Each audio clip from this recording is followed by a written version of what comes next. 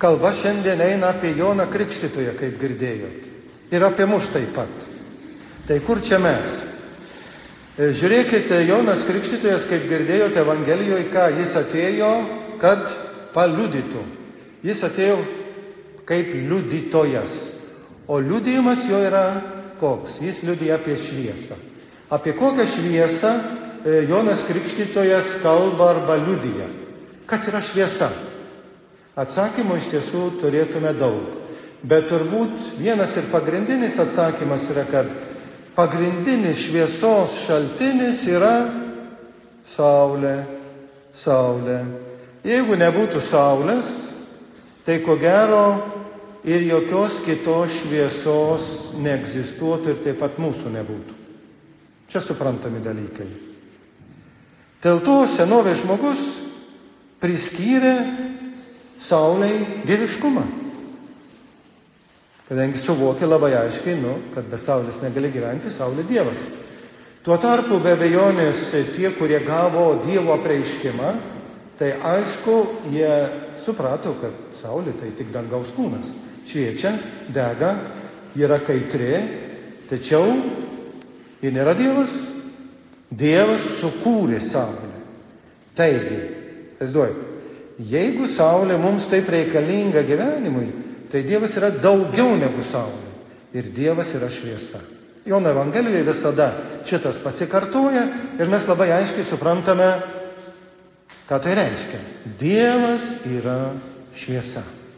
Žiūrėkit, kokia šviesa. Jeigu prie saulės per daug prisartinsi, kaip mes žinom, jis sudegins. Jeigu atsitolinsi, sušalsi. Dievo šviesa kitokia. Visiškai kitokia.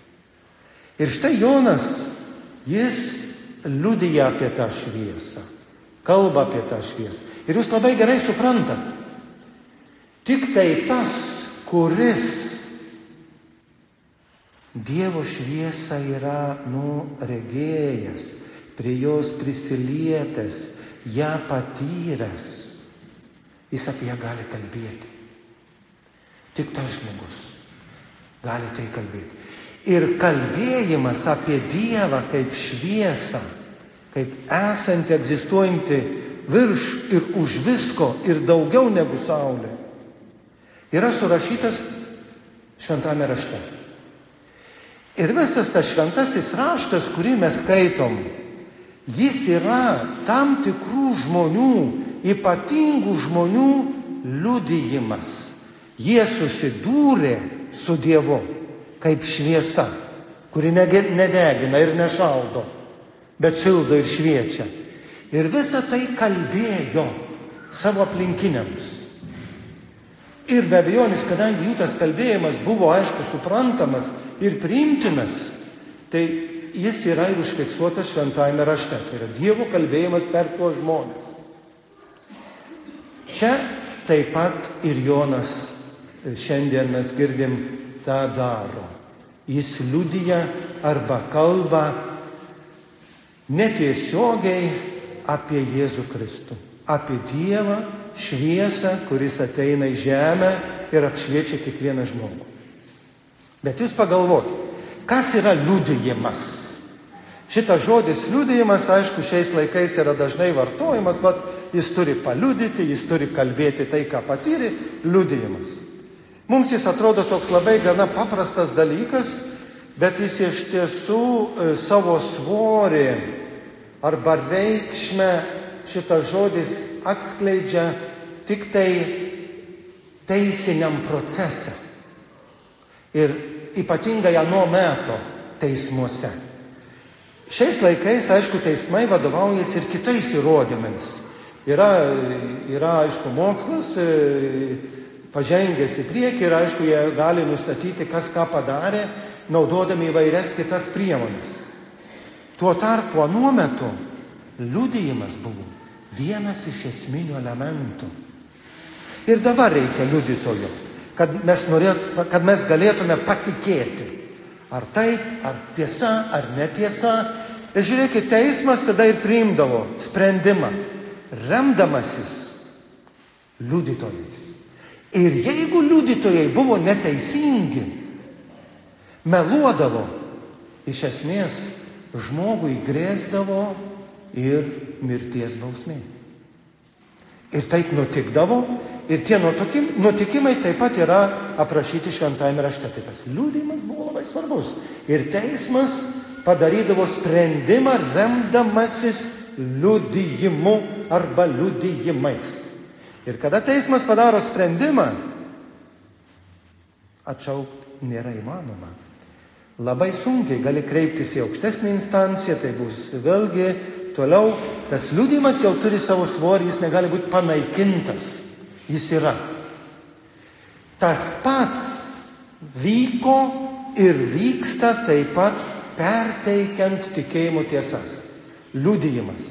Ir tauta priima, o tai yra pranašas, yra ypatingas žmogus, yra šventasis ir panašiai, jie paliudija, jie kalba ir mes suvokiame, kad jie kalba tiesą. Priimame ir tuo patikime.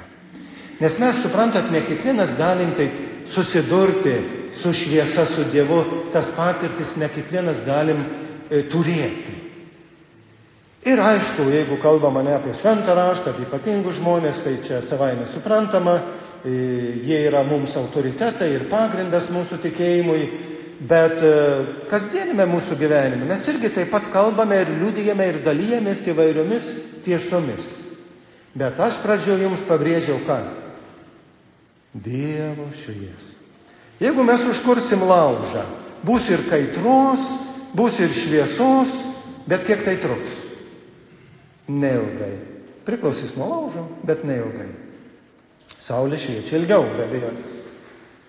Dievo šviesa niekada nesibaigia. Ir dėl to liudijimas apie Dievo šviesą yra pats reikalingiausias ir būtinybė kiekvienam žmogui. Tai suprasdami, ir mes šiandien, aišku, tai skaitom Evangelijoje, tai suprasdami, ką žydai, kaip girdėjom, kunigai ir levitai, atėjo pas Joną. Jis ypatingas žmogus. Jis ypatingai gyvena. Jis kalba nuostabius žodžius. Ir klausia, kas tu esi. Kaip aš jums pradžioje kalbėjau, ne? Jonas Krikštytojas yra susietas taip pat ir su mūsų gyvenimu. Mes irgi esam tam tikri liudytojai. Tam tikri liudytojai.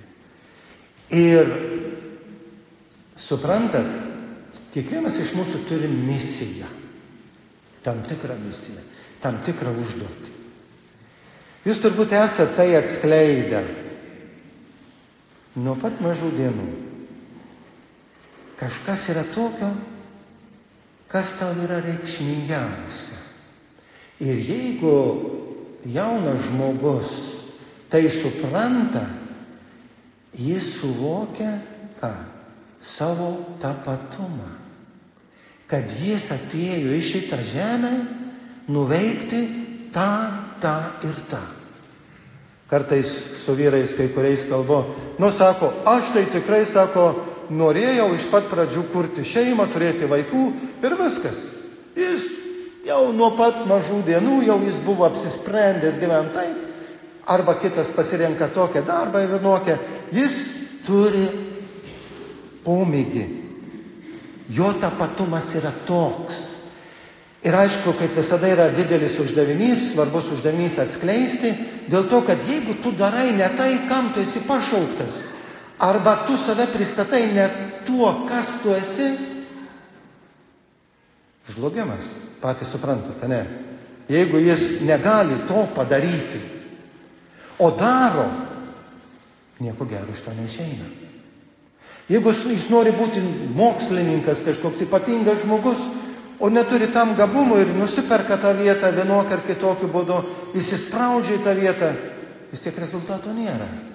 Jo gyvenimas, jo tapatumas yra kitoks.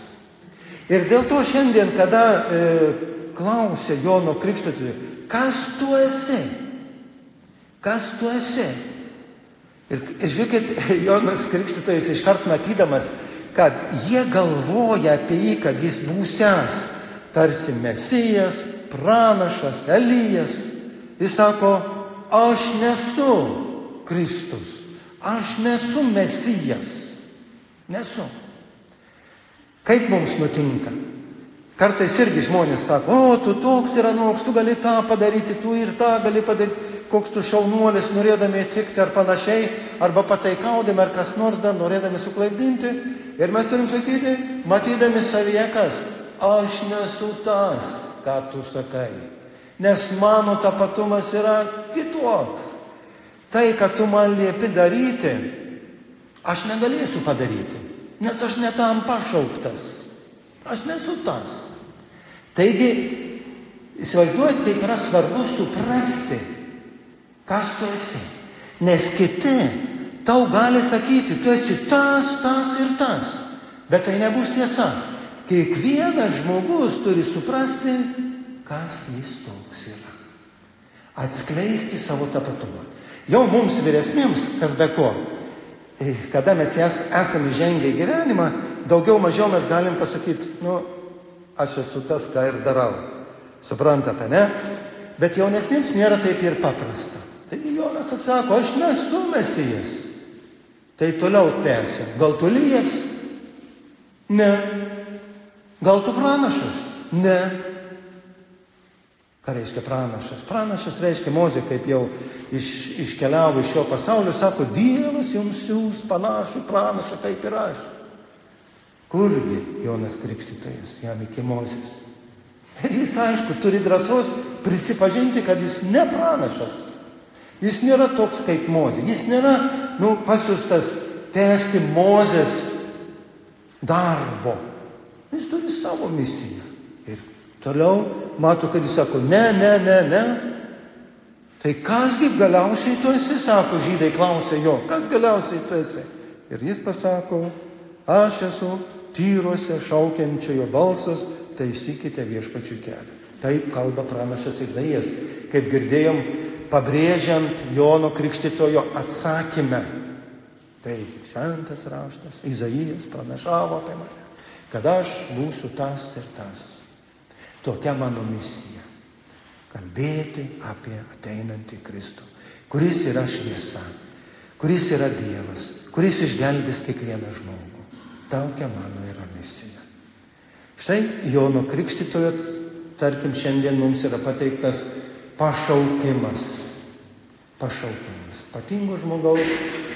Ir jis, aišku, atveria kelią kai daugeliu žmonių į Jėzų Kristų. Jis kaip įveda žydų tautą nuo metu, turėjo savo mokinius, kurie paskui nusekė paskui Jėzų, įveda į tikėjimą Kristumi, Mesiju, Jėzumi Kristumi.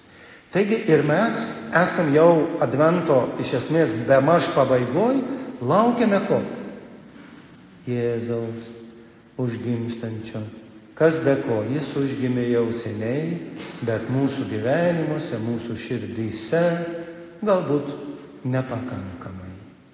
Ir mums reikia žmonių, liudytojų, kurie padėtų mums, kalbėtų, kas yra Kristus, kas ta šviesa, kas tas Dievas, kokios patirtis, koks išganymas, koks amžinasis gyvenimas, kokia laimė, koks džiaugsmas. Tas patirtis tokias, kurias mes turime. Antra vertus, mes irgi esam tas kaip Jonas Krikštytojas, pašaukti, aišku, atlikti savo misijos darbę gyvenime ir liudyti taip pat arba kalbėti apie savo tikėjimą. Ypatingai jūs, tėvai, kurie turit savo vaikus, auginat juos, auklėjat, jūs irgi esat tie pirmieji.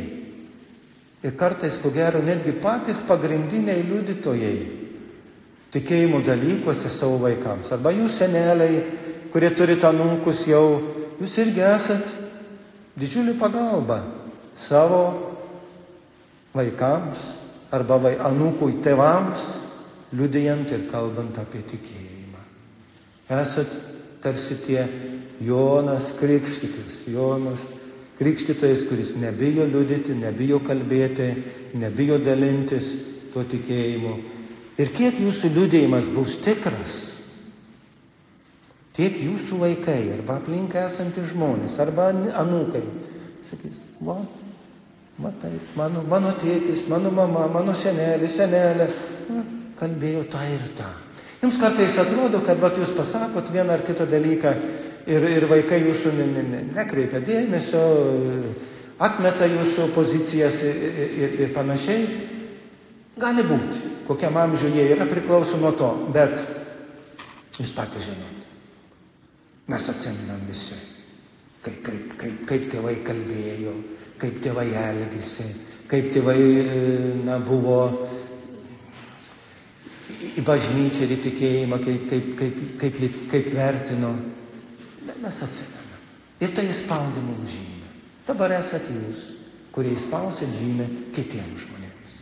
Taigi pasitinkant užgimstantį išganytoją Jėzų Kristų, mes esame kviečiami jį pasitikti atviromis širdimis ir be abejonės tuo džiaugsmu, kurį turime dalyjantis su kitais. Amen. O dabar atsistoję